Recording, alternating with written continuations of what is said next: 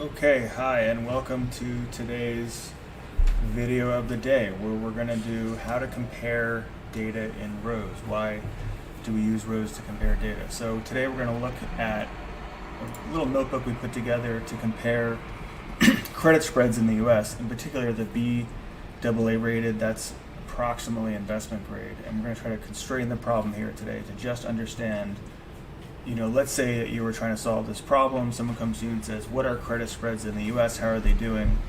Let's update those. And you have this data, right? So we're going to go here. And rows is a tool that allows you to pull these objects. You can see it's been updated as of October 7th. Go into a platform that you know, like Excel, run update, because what will happen is these different vendors, sorry guys,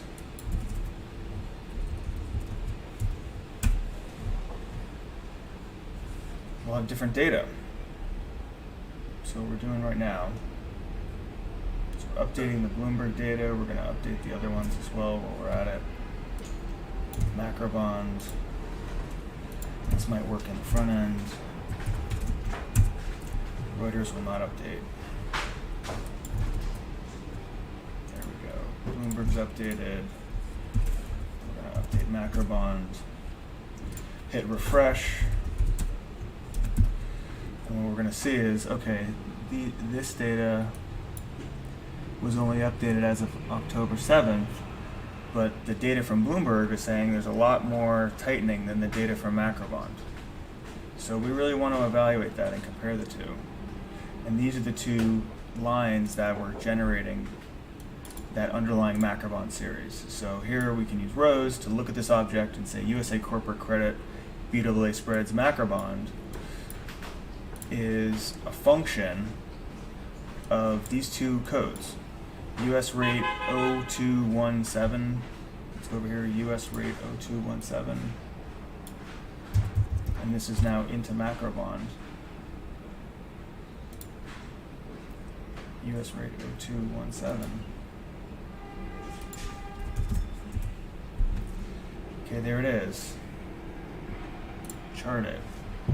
This is what you have to do to get that data. It is going up, right? So that should be updated. Now, we go back to Excel, there we go. So if we take this, make a new one, and run refresh on all of these, this is going to go into each of these objects and update, update, update. We don't have the live feed for Reuters right now, so it won't update, it'll just return what it has.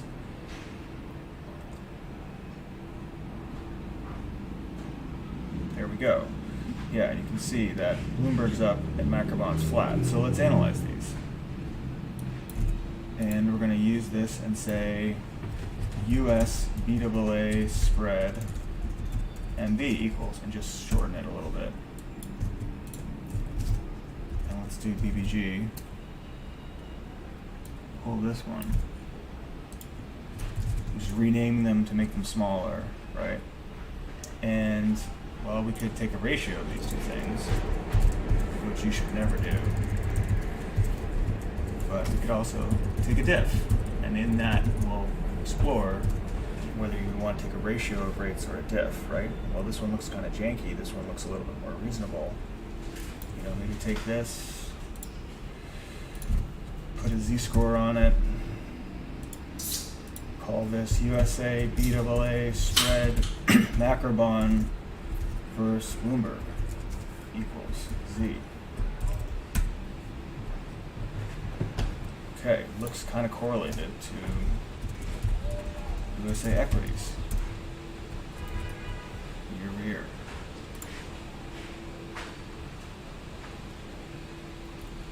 So some analyst is sitting there trying to understand, should I use this, or should I use Macrobond, or should I use Bloomberg? Well, how are these different?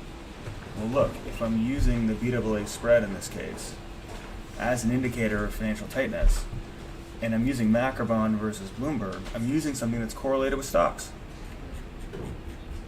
So maybe when I refresh this, save this notebook,